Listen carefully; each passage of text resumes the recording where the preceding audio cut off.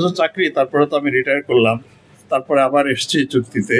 তা আমিও সারা জীবনে আমি দেখি নাই, এবং আমি যাদের কাছ থেকে এই প্রশিক্ষণ নিয়েছি, যাদের হাতে পুলিশ হিসাবে আমি গড়ে উঠেছি, তাদের মুখেও কোনোদিন শুনি নাই যে পুলিশের নির্বাচনী ডিউটির জন্য প্রশিক্ষণ নিতে হয়।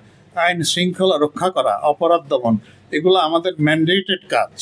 আমরা আমাদের মৌলিক প্রশিক্ষণ যখন একাডেমিতে নেই এবং এর পরে রিফ্রেশার প্রশিক্ষণ যখন থাকে, আমরা এগুলো আমাদের মধ্যে আস্তে আস্তে গড়ে ওঠে।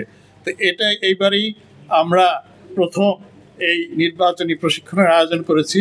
মূলত আমাদের যে বেদনাদায়ক অভিজ্ঞতা আছে আগের 3টা ইলেকশন 2014, 18 এবং 24, যেটা নিয়ে নানান বিতর্ক এসছে, নানান ধরনের সমালোচনা আছে, এবং দুর্ভাগ্যজনকভাবে আমরাও সেই বিতর্ক এবং সমালোচনার শিকার হয়েছি, অংশীদার হয়েছি, কারণ আমরাও ওই 3টা ইলেকশনেই পার্টিসিপেট করেছি।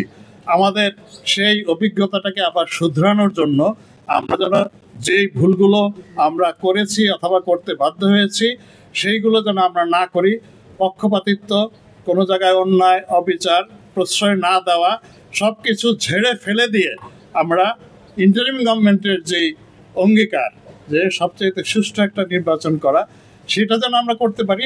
এই জন্য আমরা আমাদের সমস্ত ব্যাড প্র্যাকটিসেস, ম্যাল প্র্যাকটিসেস, কুঅভ্যাস, বদভ্যাস, যাই আমরা আগে আমাদের যাই হয়ে গেছে না কেন, সব কিছু ভুলে গিয়ে আমরা যেন এটা এক সুশৃঙ্খলভাবে সুন্দরভাবে করতে পারি।